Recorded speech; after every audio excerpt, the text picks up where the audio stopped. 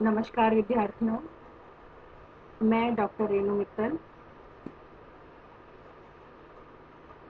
Associate professor BSR government arts college Alwar.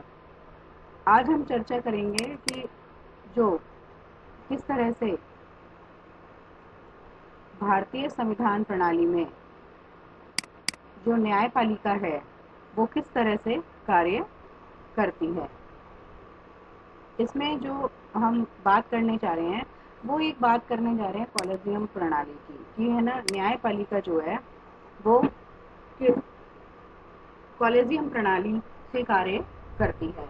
और न्यायपालिका, इस कॉलेजियम प्रणाली और लोकतंत्र में आपस में क्या संबंध है।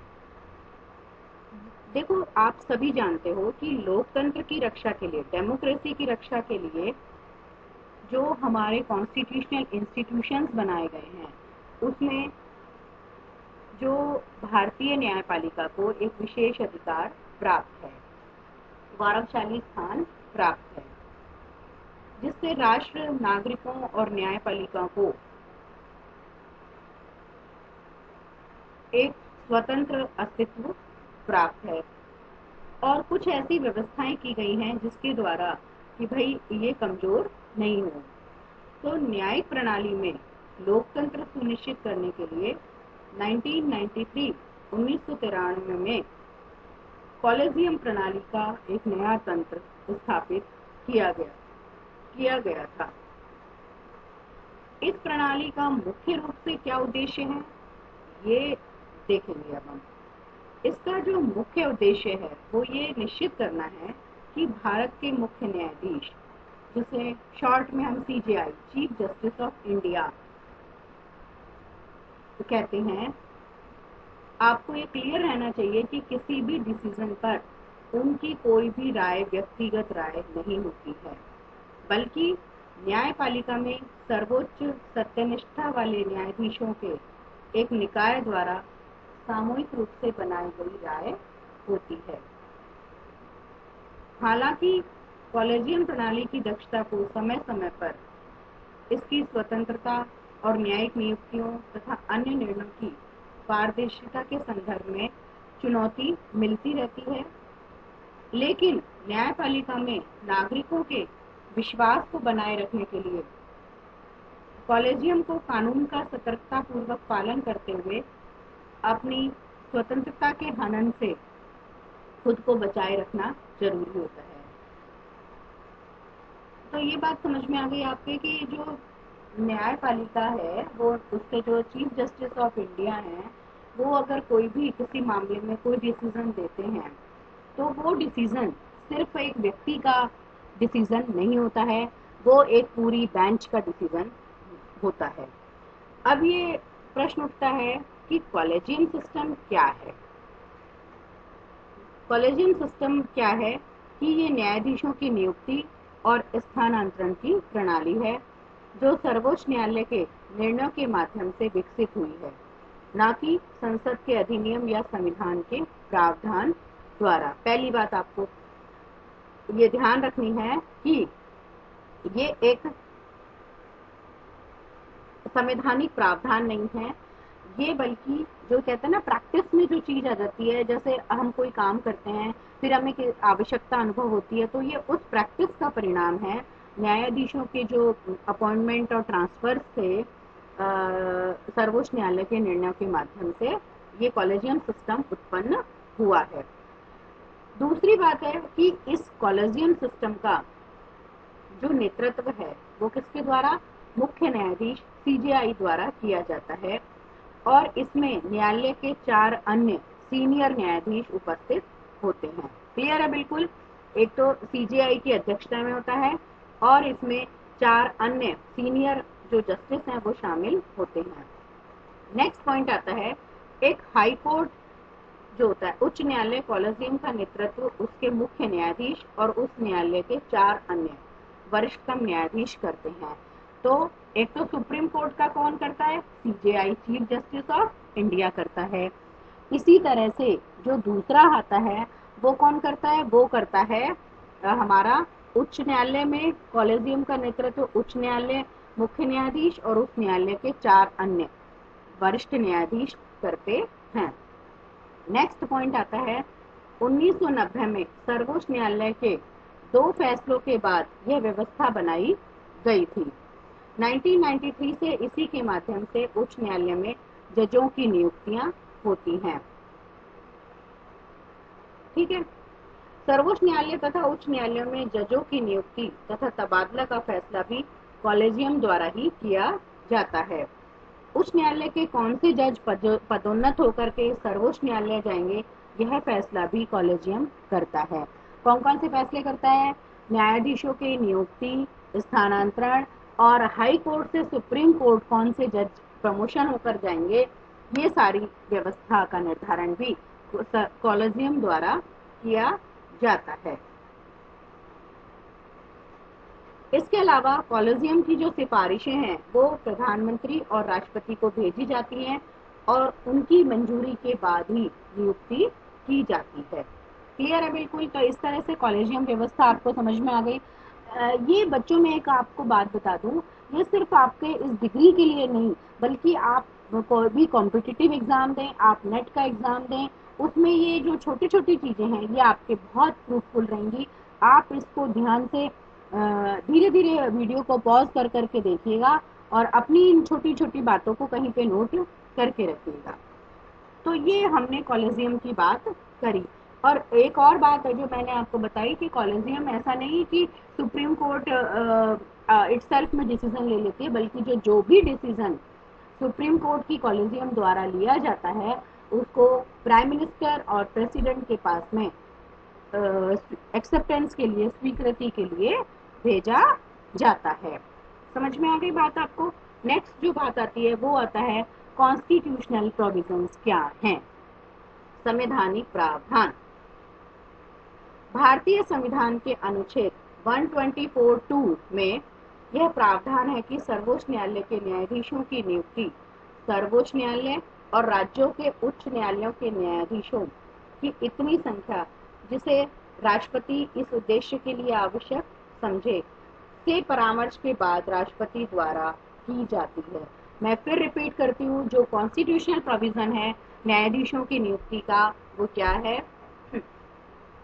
फर्स्ट ऑफ ऑल कौन से आर्टिकल में इसका उल्लेख किया गया है? 124(2) में, क्लॉज 2 में उल्लेख सर्वोच्च न्यायालय के न्यायाधीशों की नियुक्ति का प्रावधान रखा गया है। पहली बात, कौन से आर्टिकल में? 124(2) में। दूसरी बात आती है कि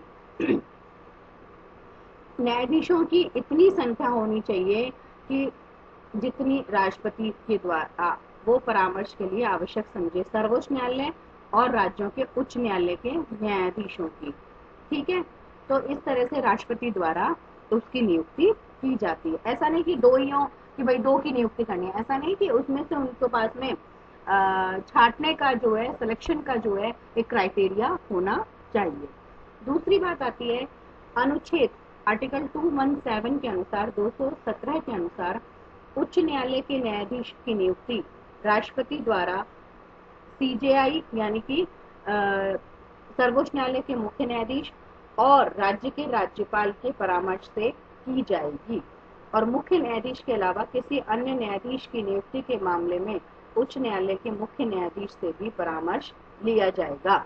क्लियर है बिल्कुल कि 217 के अनुसार जो उच्च न्यायालय के मुख्य न्यायाधीश की नियुक्ति जो होती है वो राष्ट्रपति द्वारा, सर्वोच्च न्यायालय के मुख्य न्यायाधीश और राज्य के राज्यपाल के परामर्श से की जाएगी। पहली बात, किसकी नियुक्ति? उच्च न्यायालय के न्यायाधीश के, मुख्य न्यायाधीश की। लेकिन अगर उच्च न्यायालय के अन्य न्यायाधीशों की नियुक्ति का मामला है तो उसमें उच्च न्यायालय के मुख्य न्यायाधीश से भी परामर्श लिया जाएगा। क्लियर है बिल्कुल?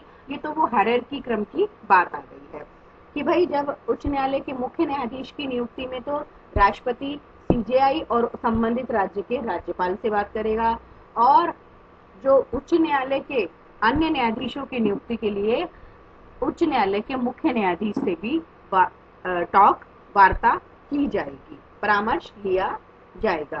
क्लियर बिल्कुल? नेक्स्ट आती है इसमें सरकार की क्या भूमिका है। यदि किसी वकील को उच्च न्यायालय या सर्वोच्च न्यायालय में न्यायाधीश के रूप में पदोन्नत किया जाता है यदि किसी वकील को, तो सरकार की भूमिका इंटेलिजेंस ब्यूरो द्वारा जांच कराने तक ही सीमित है। ठीक है, यह मतलब कि अगर कोई वकील को जज बनाना है तो उसमें क्या होगा कि उसके सर्वोच्च न्यायालय, तो उसमें सरकार की भूमिका क्या होगी कि उसे इंटेलिजेंस ब्यूरो द्वारा उसको इंक्वायरी कराई जाएगी। इसमें भी ये है कि इंटेलिजेंस ब्यूरो जो है अगर कॉलेजियम में किसी का नाम के प्रति आपत्ति उठा सकता है और वो ये मांग कर सकता है कि भाई ये नाम क्यों है। इसमें क्या है, कॉलेजियम और इंटेलिजेंस ब्यूरो दोनों में समानता होना जरूरी है। और दूसरी बात यह है कि सरकार संविधान पीठ के फैसलों के तहत उन्हीं न्यायाधीश के रूप में नियुक्त करने के लिए बाध्य है। मतलब कि जो डिसीजन इसने लिया है, संविधान पीठ ने लिया है, तो न्यायालय उन्हें ही अपॉइंट कर सकता है। एक और बात फिर इसमें आती है कि इसके भी कुछ ड्रॉबैक्स हैं हर सिस्टम की तरह, कि इसमें एक तो पारदर्शिता की कमी देखी जा सकती है। कैसे कि जैसे एक तो कहते हैं ना कि कोर्ट में जजेस के पास इतना काम है तो वो पेंडेंसी चलती रहती है। जैसे कि चयन मानदंड का कोई मतलब एक कोई चयन प्रक्रिया का एक स्टैंडिंग ऑर्डर नहीं है। दूसरी बात है कि अगर कोई डिसीजन ले लिया गया है फिर उसमें मनमाने ढंग से उलटफेर कर दिया जाता है। तो इस तरह से ये बैठकों का जो भी रिकॉर्ड है उसका भी ठीक तरह से पब्लिकेशन नहीं किया जाता है, जनता के सामने नहीं लाया जाता है। तो ये सब जो चीजें हैं वो कॉलेजियम प्रणाली की अपारदर्शिता को दर्शाती हैं, क्योंकि आज कोई भी नहीं जानता कि किस तरह से न्यायाधीशों का चयन किया जाता है, किस प्रकार से नियुक्तियों के औचित्य का अनौचित्य का भाई भतीजावाद जैसी चिंताओं ने जन्म दे दिया है। और कई बार ऐसा होता है कि कई जो किसी के पास मान लो अप्रोच होती है तो वो ऊपर आ जाता है, और जो कई बार जूनियर जो वो न्यायाधीश हैं और उनकी अगर वो स्टैंड भी करते हैं काबिलियत में तो भी उनकी अनदेखी की जाती है। इसमें एक सबसे बड़ी बात है कि एनजेएससी की नेशनल जुडिशियल अपॉइंटमेंट काउंसिल की स्थापना, कमीशन में ये होना बहुत जरूरी है, जिसे हम शॉर्ट में एनजेएससी कह सकते हैं, नेशनल जुडिशियल अपॉइंटमेंट कमीशन। तो उस ये जो है ये एक आयोग की स्थापना की जानी चाहिए, जिससे क्या होगा कि ये राजनीतिकरण से एक तो मुक्ति मिल जाएगी। आयोग बन जाएगा तो उसमें जो भाई भतीजावाद है उसकी स्थिति नहीं रहेगी, जनता का विश्वास बना रहेगा। लेकिन सर्वोच्च न्यायालय ने 2015 में इस फैसले को इस आधार पर रद्द कर दिया था कि इससे न्यायपालिका की स्वतंत्रता को खतरा उत्पन्न हो जाएगा।